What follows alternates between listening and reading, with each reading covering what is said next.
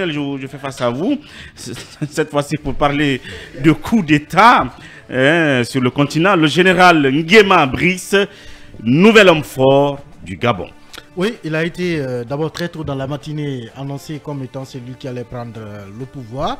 Et puis dans la foulée, lui-même, il avait fait une interview dans laquelle il a dit qu'il y avait une réunion qui était annoncée à 14 h et qui devait réunir les différents chefs de l'armée gabonaise pour décider du président de la transition. Eh bien, sans surprise, finalement, son choix a été entériné par les autres généraux des différentes armées. Donc, Brice, on le présente un peu comme un homme de 48 ans qui est aussi discret que secret.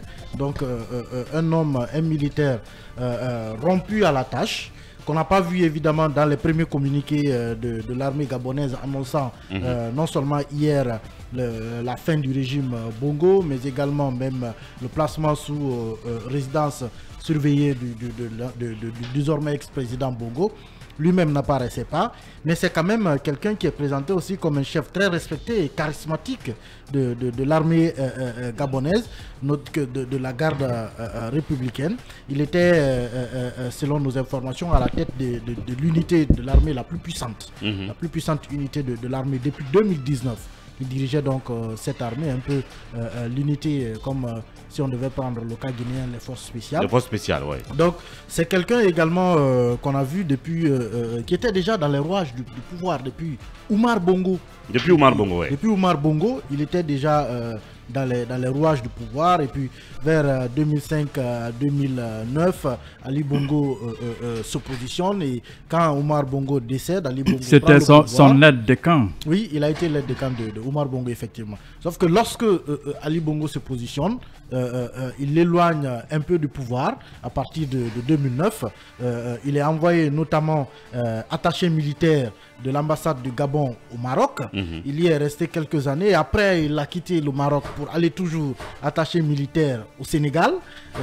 Donc, un peu, il a été longtemps quand même éloigné des sphères du pouvoir. Mais dans l'appareil militaire gabonais, on le présente comme un homme qui a une belle formation, qui a eu un beau parcours, qui connaît très bien la matière. Et donc, quand il est rentré au pays en 2018, il a pris la tête... après donc que la maladie de Ali Bongo, évidemment. Il est rentré, il a pris la tête du GR, donc la garde républicaine. Et c'est là qu'il a commencé finalement à se repositionner au sein de l'armée. Il est resté donc à la tête de ce régiment jusqu'à pousser maintenant Ali Bongo à la porte. Donc certains le présentent comme étant le numéro 1 de l'armée. En réalité, il n'en est pas le numéro 1, parce que même dans les sphères du pouvoir de la garde présidentielle, il est présenté plutôt comme le numéro 3. Donc il n'est pas le numéro 2. Il doit être le plus craint alors. Non, les deux premières têtes de la garde présidentielle d'Ali Bongo, selon mes informations, c'était des Français. Et lui, il arrivait, certes, comme premier Gabonais sur la liste dans le protocole de la garde présidentielle, mais dans l'échelonnement en tant que tel, il en était le numéro 3. Parce que les deux premiers, les plus proches du président, étaient des Français. Il reste quand même au sein de l'armée un homme très respecté, un homme qui a connu une bonne formation, un homme qui connaît très bien l'armée. Et donc, c'est... si on peut se le permettre, c'est tout normal que c'est vers lui que le boulevard s'est ouvert pour prendre donc les rênes de la transition gabonaise. Transition dont on ignore encore la durée et le cadre dans lequel ça va se tenir. Et il faut rappeler aussi qu'entre-temps, le fils d'Ali Bongo est donc à l'arrêt, et bien d'autres dignitaires du régime, tout simplement. Oui, Bassekou. C'est important de parler de l'homme, parce que à l'arrivée de Ali Bongo Ondimba au pouvoir en 2009, il avait été accusé de tentative de coup d'État qui avait été orchestrée par un certain général Ntumba. Sauf que lors du procès, sa responsabilité n'a pas pu être établie, et c'est de là que Ali Bongo Ondimba a décidé de l'envoyer comme ambassadeur du Gabon. Attaché militaire au Gabon. Et ensuite, lorsque Ali Bongo Ondimba a fait cet AVC, donc il est revenu Mais après, on signifie qu'il avait plusieurs propriétés aux États-Unis, des millions de dollars et tout ça. Donc c'est un homme, comme Emmanuel l'a dit, qui est resté là, qui est tout proche du pouvoir depuis le père de Ali souvent Bongo. Frustré aussi, Frustré, qui a été accusé. Voilà. Les relations entre lui et Ali Bongo Ondimba, à un moment donné, n'étaient pas au beau fixe parce qu'il le soupçonnait justement de vouloir fomenter un coup d'État contre lui. Peut-être que ce n'était pas le bon moment, mais cette fois-ci, il a pris toutes les dispositions parce que la maladie avait affaibli Ali Bongo Ondimba et il a pris le temps également de faire des investissements, de placer ces hommes, puisque c'est lui qui était le patron de l'unité, qui était le patron de la garde présidentielle.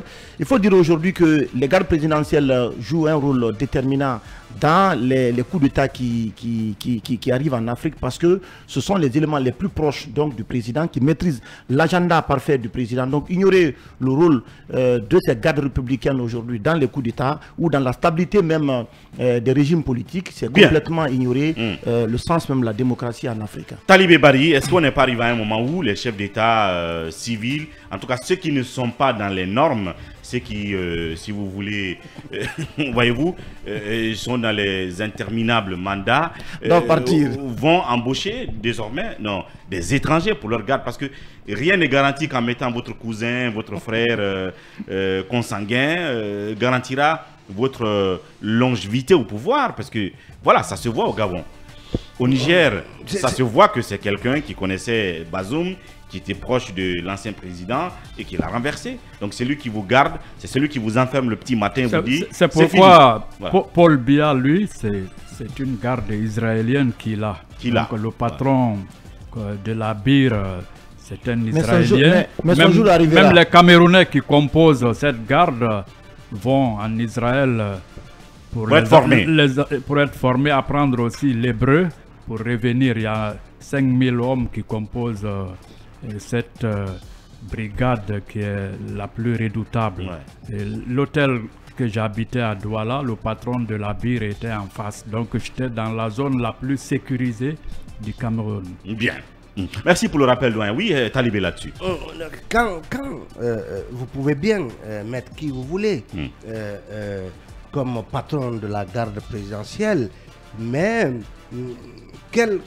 qui n'est pas corruptible ou en tout cas embauchable à un certain seuil. Bien. Vous imaginez si cela a réussi à se Brice, certains le présentent comme un cousin de Ali Bongo, mais c'est que du côté de sa maman, ce que nous observons, c'est que c'est la fin du règne de la famille appelée Bongo Ondimba.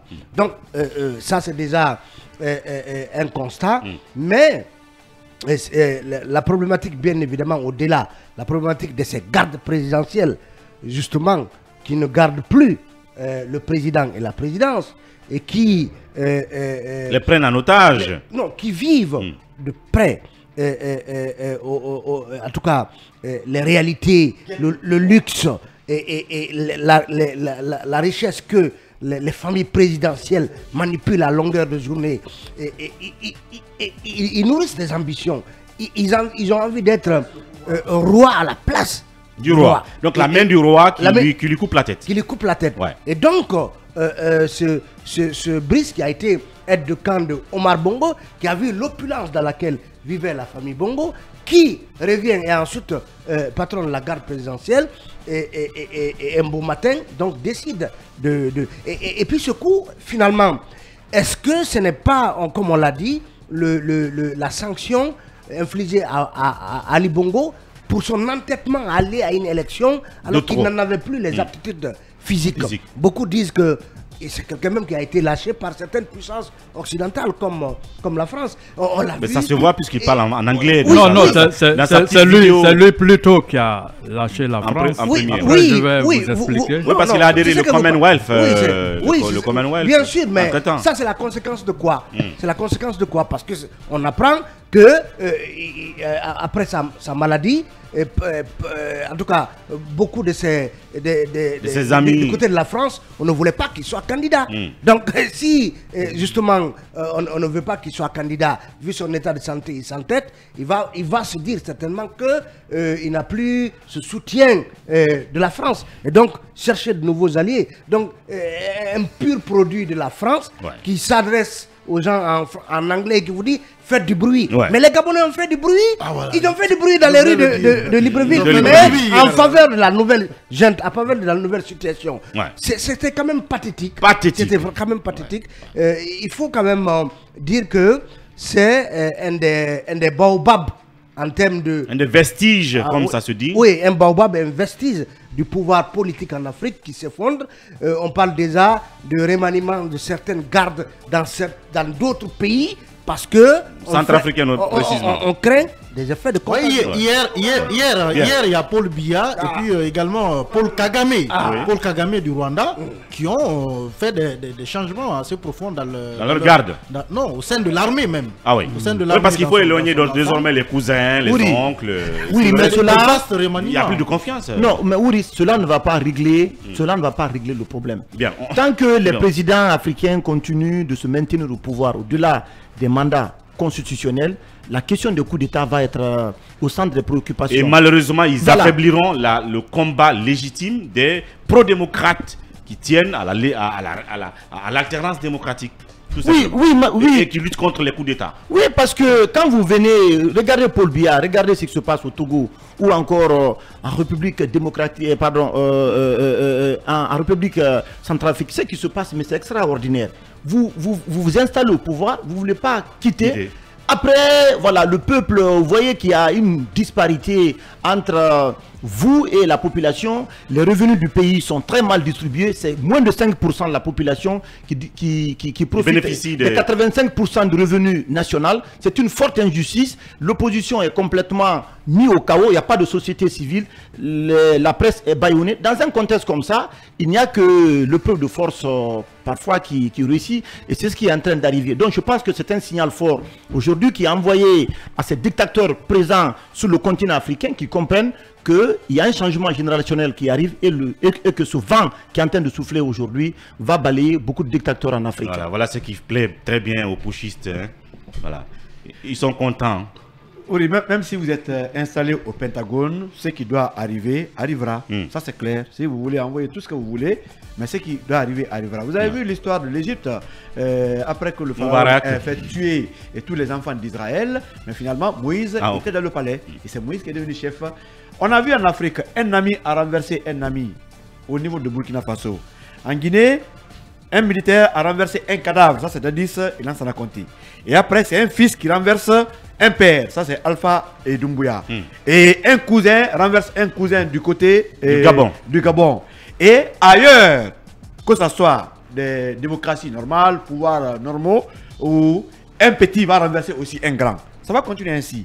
Tant que vous continuez à confisquer le pouvoir, mais ayez toutes les forces du monde, mettez les chars de combat autour de vous, mais quelqu'un sous vos pieds, ou bien votre ongle même. Des brèches. Pas votre oncle, hein. Votre ongle va quitter votre doigt pour vous renverser. Il n'y a pas de fatia à ça, c'est clair. Quand vous confisquez le pouvoir, quand vous trahissez votre engagement, un jour ou quand l'autre, vous trahissez le peuple, vous finirez par tomber, même si vous êtes entouré par tous les chars du monde. Ce qui arrive, on ne souhaite pas que ce soit ainsi. C'est pourquoi on alerte tous les jours, mais malheureusement, ce qui est arrivé au Gabon était prévisible, même si on ne le veut pas. Nous, on aurait souhaité que monsieur, c'est Osso, hein, Ondo Ossa, Albert Ondo Ossa, qui a gagné, vraiment puisse aujourd'hui être installé comme président. Vous savez, hier, je posais la question, Lincoln, et aujourd'hui, ça continue. J'ai entendu nos confrères de RFI répéter les mêmes questions. Est-ce que Albert Ondo Ossa devrait réclamer sa victoire ou se réjouir tout simplement du fait qu'ils sont tous débarrassés de la dynastie Bongo? J'apprends qu'il a... C'est la question. J'apprends qu'il a revendiqué, sa victoire. Même s'il n'est pas installé, je crois que c'est un nouveau pas. Mais aujourd'hui, le cas gabonais, nous savons que c'est un pays habitué à renverser, en tout cas, les résultats des urnes. Aujourd'hui, il a réclamé. Je dis, j'aurais voulu que ce monsieur qui a gagné les élections, puisse être installé. Bien. Alors, l'Afrique, dans un nouveau tournant. Bien. Je pense qu'il n'y a pas aujourd'hui possibilité d'établir justement la preuve de sa victoire. Parce que ce qui se passe au Gabon, c'est que lorsque les élections ont lieu, sinon pour 800 ou 850 000 électeurs, vous êtes capable de donner les résultats le même jour.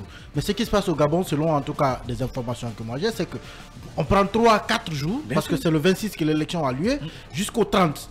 On attend le 30 matin pour donner les résultats, parce qu'entre le 26 et le 30, on fait de nouveaux procès-verbaux en réalité. Donc, les anciens procès-verbaux prennent une autre destination. Il y a, par exemple, en Guinée, il y a des procès-verbaux qu'on a déterrés quelque part. Donc, il y a les procès-verbaux, les vrais, vous ne les retrouverez plus. Donc, même si vous voulez aujourd'hui établir la victoire du professeur Ondo, ça va être compliqué parce que les documents, ils ont été tous falsifiés. Non, et les partis ont les résultats. Bien. Les partis ont les résultats de chaque bureau de vote. La CENI, puisque c'est la CENI qui les centralise, elle les a déjà falsifiés. Bien. Mais de toute façon, je suis sûr qu'il n'y a plus de données authentiques en réalité. Bien. Parce que la machine a en tout cas, le document que Talibé nous a sorti hier prouve que Albert Ondo Ossa est victorieux. Et ça s'est confirmé ce matin. Oui, Mamadou Diambalde, pour terminer là-dessus.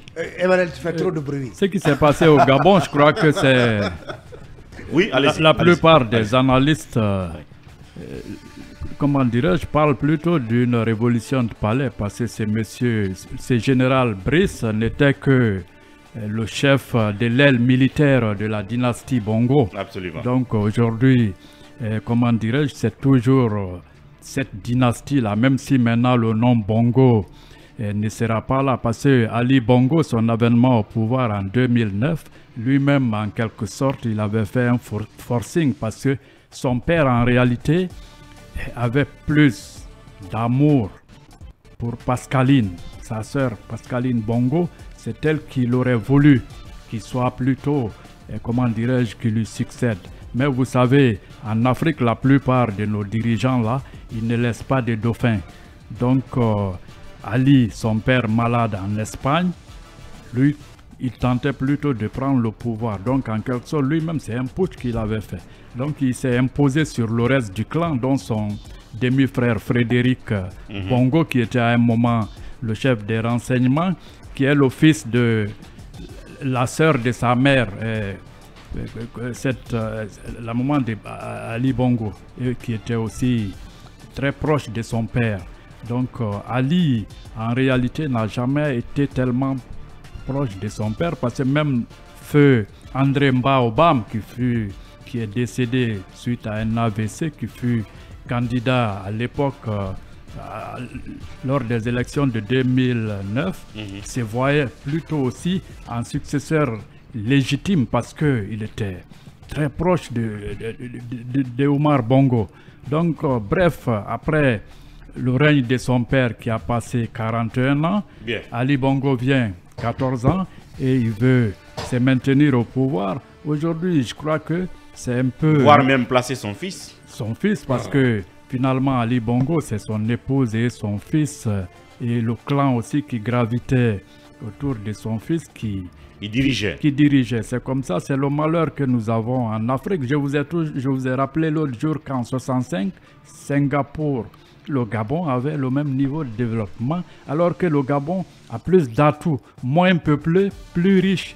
Mais aujourd'hui, ce pays reste là et ça ne va pas, rien ne bouge. Le Gabonais qui était jadis fier de rester au Gabon aussi prend la route de l'immigration. Je crois que vivement que ce déclic-là qui a commencé au niveau des Africains puisse nous donner des dirigeants qui puissent nous sortir de la pauvreté. Il ne suffit pas de venir refaire la même chose ou pire, parce que si vous prenez le pouvoir, si c'est pour venir vous enrichir, ça ne sert à rien. Bien. Il faut développer l'Afrique maintenant, on en a besoin.